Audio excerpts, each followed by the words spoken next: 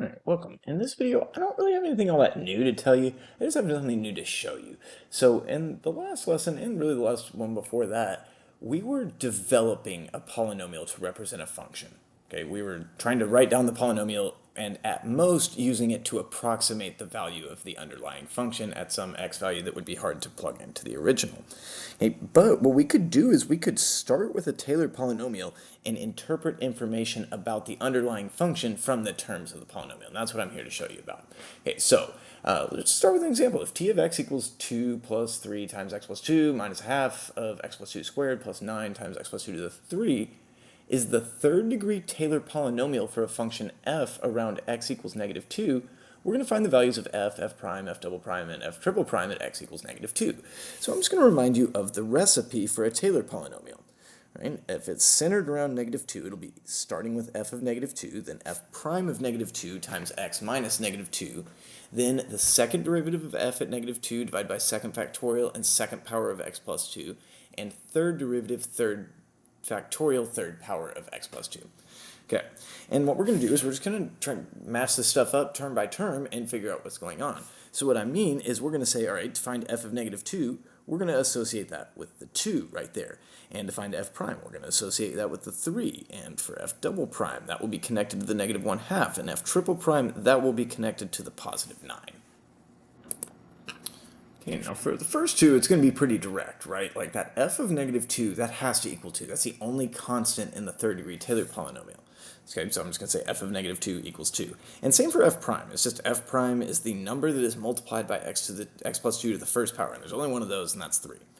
Okay, but f double prime of negative 2, that's where we have to be a little bit more careful because there's this 2 factorial coming into play. So what I'm going to do is I'm going to say, all right, well, this coefficient, this f double prime of negative 2 divided by 2 factorial, that has to equal negative 1/2. And then if you kind of just look at this, oh, 2 factorial is 2, that just must mean that f double prime of negative 2 equals negative 1. And then for f triple prime of negative 2, we're going to do the exact same process. F triple prime of negative 2 divided by 3 factorial, that's going to have to equal 9. So in order to solve for f triple prime of negative 2, I'm going to multiply both sides by 3 factorial. And I'll get 3 factorial times 9, that's going to be 6 times 9 is 54. Okay. Now that finding the value of a specific derivative is a very common problem in Cal BC. But another thing we could do is kind of draw conclusions about the behavior of the function based on the Maclaurin polynomial.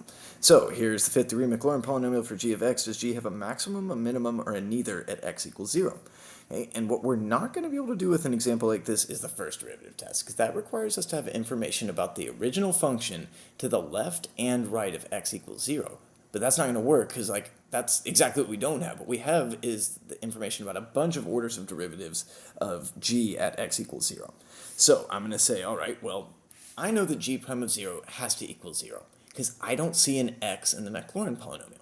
So that must mean it's 0 x's, and I know what the x is multiplied by in the Maclaurin polynomial for a function. That's the first derivative of that function at x equals 0, and so that must mean that g prime is 0.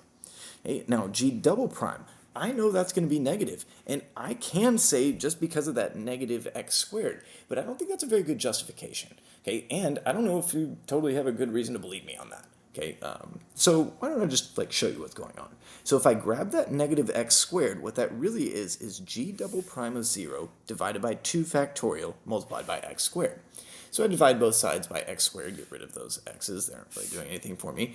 And I can say, all right, g double prime of 0 divided by 2 factorial equals negative 1. And it's like, oh yeah, that negativity could only come from the derivative, because that x squared, well, that's going to get canceled away. 2 factorial is a positive number. So because we see that minus sign there, that's really what's going on. And yeah, multiply both sides by 2 factorial, get g double prime of 0 equals negative 2, which is a less than 0 number. And now I feel very confident that, in a free response setting, I would get the justification point. I can say, hey, I'm sitting at a local maximum because the first derivative is 0. And the second derivative is negative. So I'm flat while concave down. And that's a maximum. I could ask you about a point of inflection. So if I've got a fifth degree Maclaurin polynomial for f, this one right here, does it have a point of inflection at x equals 0 or not? Justify your answer. Okay? And so hopefully, it's been a while since we've talked about point of inflection, but hopefully you're thinking, okay, second derivative. Maybe in an ideal world, you're thinking about sign change in the second derivative, I hope. Okay, but if you're thinking about second derivative, looking at this polynomial, oh, f double prime of 0 has to equal 0 because there's no x squared term. Now, I will remind you once again that the second derivative equaling 0 alone does not show a point of inflection, right? Because that does not guarantee a sign change, right? We could be equaling 0 while having like a bounce or, I don't know, something worse. And so if I've got f double prime equaling 0, I have to go back to the polynomial and think like, what about this could show me that I've got a sign change?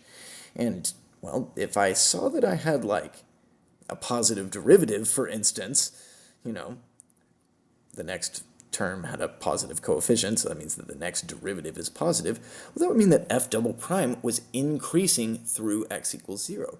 So to me, that means that the graph, at least very close to x equals 0, looks just like that. Okay? And if we are increasing that way, then I am having a sign change in f double prime, so I will indeed be having a point of inflection. But the reason is going to be because f double prime equals 0, and the third derivative is not equal to 0, while existing and equaling some other number.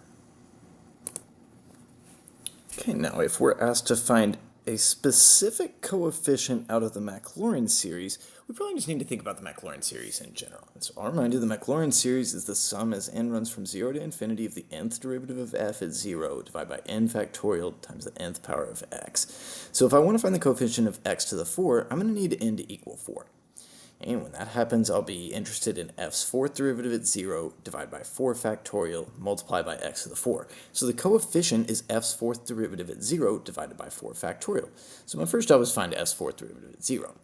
Okay, the third derivative is cube root, so I'm going to write that as the 1/3 power, take the derivative using the power rule, and then the chain rule.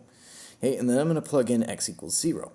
And then I'll have, 1/3 times 8 to the negative 2/3. Okay, 1/3, deal with the denominator first. Okay, the 1/3 power of 8 is the cube root. Okay, that's 2. 2 squared is 4. 4 to the negative first is 1/4.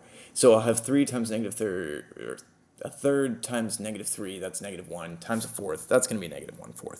So my coefficient is going to be negative 1/4 divided by 4 factorial, which would be a safe place to stop, but I need you to also be able to recognize that that's the same number as negative 1/4 times 4 factorial.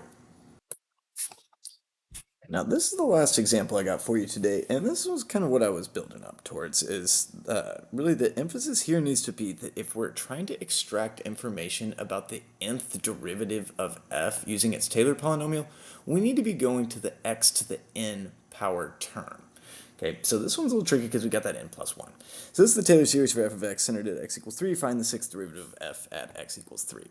Okay, so I'm realizing I need to use n equals 5 so that I get the sixth power term of x. And I'll show you why. Okay, if I plug in n equals 5, I'll get 5 factorial over 2 to the 5, x minus 3 to the 6, and that's going to equal the sixth derivative of f at x equals 3 divided by 6 factorial x minus 3 to the sixth power. Think about that skeleton term of the recipe. Okay, had I used n equals 6, I'd have had 7 total powers of x minus 3 on the left side, and I would not have been able to cancel out all of the powers of x minus 3, so I wouldn't have been able to solve this equation all the way through. So I will divide by 6 powers of x minus 3, and then I'll be left with 5 factorial over 2 to the 5 equals f's sixth derivative at 3 divided by 6 factorial. And I should be able to solve for that sixth derivative by multiplying both sides by 6 factorial. And there I have it. It's equal to 5 factorial times 6 factorial divided by 2 to the 5. And that's not a very nice number. But in reality, this isn't a very nice Taylor series either, because if you think about it, if you ran the ratio test on this would only converge at x equals 3. This is kind of a silly example anyway, but I really wanted to emphasize the fact that we have to be matching up on the power of x. And I must not have noticed that when I wrote this example quite a few years ago. It looks like it's handwritten. But that's going to be all for this video. I think at this point, I've showed you a few examples of what you can do. You need to get out there and use your calculus and figure out what else you can do. So good luck practicing. Thanks for watching.